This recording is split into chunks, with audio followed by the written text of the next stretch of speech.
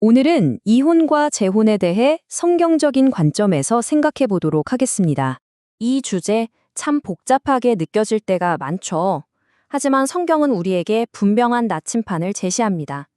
이제 함께 그 핵심 원리들을 차근차근 따라가 보겠습니다. 모든 이야기에는 그 시작점이 있죠. 결혼에 대한 성경의 이야기는 더할 나위 없이 완벽한 하나님께서 처음 의도하신 이상적인 모습에서 시작됩니다. 하나님께서 설계하신 결혼은 단순히 두 사람이 함께 사는 걸 넘어서요. 한 남자와 한 여자가 영구적으로 연합해서 다시는 나뉠 수 없는 한 몸을 이루는 신비였습니다. 이 완벽한 그림 안에는 이혼이라는 단어가 들어설 공간 자체가 없었죠. 예수님께서는 이 점을 아주 분명하게 하셨습니다. 하나님이 짝지어 주신 것을 사람이 나누지 못할지니라. 이 선언은 결혼이 인간 사이의 합의를 뛰어넘는 하나님의 주권 아래 있는 신성한 언약이라는 사실을 우리 마음에 깊이 새겨십니다. 하지만 그 완벽했던 이야기의 다룸장으로 넘어가면서 인간의 죄가 어두운 그림자를 들이웁니다. 하나님의 이상은 깨졌고 이제 율법은 이 깨어진 세상의 아픈 현실을 다뤄야만 했습니다. 여기서 정말 중요한 게 있습니다. 이건 결코 이혼을 해도 좋다는 허락 신호가 아니었어요. 오히려 그 반대였죠. 죄로 가득한 세상에서 남편이 함부로 아내를 버리는 악한 관습에 최소한의 보호장치를 만든 겁니다. 절차를 통해 여성을 보호하고 사회 질서를 유지하려던 현실적인 조치였던 거죠. 예수님 시대에 이르러서 이 율법의 해석을 두고 두 학파가 아주 치열하게 논쟁합니다.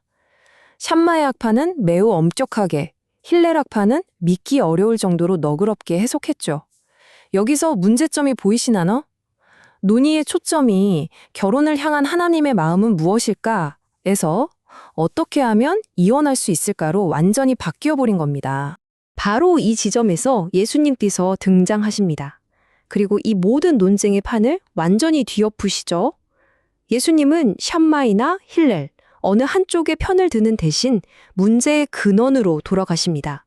모세의 율법은 하나님의 본심이 아니라 우리의 완악한 마음 때문에 어쩔 수 없이 허락된 차선책이었음을 선포하신 겁니다. 예수님은 사람들의 시선을 다시 창조의 아침으로 결혼에 대한 하나님의 원래 계획으로 되돌려 놓으셨습니다. 이 말씀은 당시 사회에 그야말로 천등소리처럼 들렸을 겁니다. 결혼의 영속성을 이보다 더 강력하게 재확인할 수는 없었죠. 누구도 마음대로 그 언약을 깰 수 없다는 선언입니다. 그런데 예수님께서는 아주 좁고 특정한 하나의 예외를 말씀하십니다. 마태복음 19장 9절을 보면 예수님은 음행이라는 예외를 두셨습니다. 헬라어 원어로는 포르네이아인데요. 이 단어는 단순히 간통행위 하나만을 가리키는 게 아니라 결혼 언약 밖에서 일어나는 모든 종류의 심각한 성적 부도덕을 포함하는 훨씬 넓은 의미의 단어입니다. 왜 이 음행만이 예외가 될 수 있을까요? 그것은 이 행위가 결혼이라는 나무의 가지를 치는 수준이 아니라 한 몸이라는 약속의 뿌리 자체를 도끼로 찍어버리는 것과 같기 때문입니다. 이렇게 언약이 근본적으로 파괴된 극단적인 경우에 죄 없는 배우자에게 이혼의 가능성이 열릴 수 있다는 말씀입니다. 시간이 흘러 복음이 온 세상으로 퍼져나가면서 이전에는 없던 새로운 질문들이 생겨났습니다. 바로 부부 중 한 사람만 예수님을 믿게 된 경우죠. 사도 바울은 이 현실적인 문제에 대한 지침을 우리에게 줍니다. 바울의 원칙은 명확합니다. 믿음이 다르다는 이유만으로 먼저 관계를 깨트려서는 안 된다는 거죠. 오히려 믿는 배우자가 먼저 가정을 지키기 위해 적극적으로 노력해야 할 책임이 있습니다. 하지만 이런 경우는 어떨까요? 믿지 않는 배우자가 신앙을 이유로 더는 함께 살 수 없다면서 일방적으로 가정을 버리고 떠나버린다면 말입니다. 고린도전서 7장 15절은 이때 믿는 배우자는 그 떠나간 관계에 더 이상 얽매이지 않는다고 말합니다. 이것이 바로 유기를 통한 언약의 파괴입니다. 자, 이제 그림이 명확해집니다. 창세기부터 예수님과 바울에 이르기까지 성경은 결혼 언약의 뿌리를 흔드는 이 두 가지 심각한 경우, 즉 음행과 믿지 않는 배우자에 의한 유기에 한해서만 이혼과 그에 따른 재혼의 가능성을 열어두고 있는 겁니다.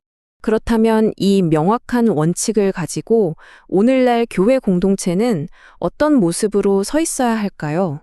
교회에는 이 세 가지 역할이 모두 필요합니다. 때로는 선지자처럼 담대하게 결혼에 대한 하나님의 거룩한 뜻을 선포해야 합니다. 동시에 제사장처럼 따뜻한 마음으로 깨어진 관계 속에서 아파하는 이들을 그리스도의 은혜로 끌어안고 치유해야 하죠. 그리고 왕의 지혜로 성도들이 결혼 언약에 신실하도록 사랑으로 돌보고 양육해야 합니다. 여기서 가장 중요한 건 교회가 차가운 규칙의 잣대로 누군가를 정죄하는 곳이 아니라는 점입니다. 결혼 예비 교육이나 부부 상담, 또 공동체의 따뜻한 지지를 통해 가정을 세우도록 돕고 혹 넘어진 이들은 다시 일어설 수 있도록 손 내미는 회복의 공동체가 되는 것. 그것이 교회의 진짜 사명입니다. 결국 이 문제는 정답이 정해진 수학 공식이 아닙니다.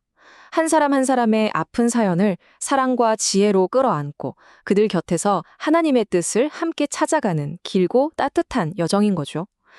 우리에게 던져진 진짜 질문은 바로 이것입니다. 우리는 과연 그 아프고 힘든 길을 함께 걸어갈 준비가 되어 있는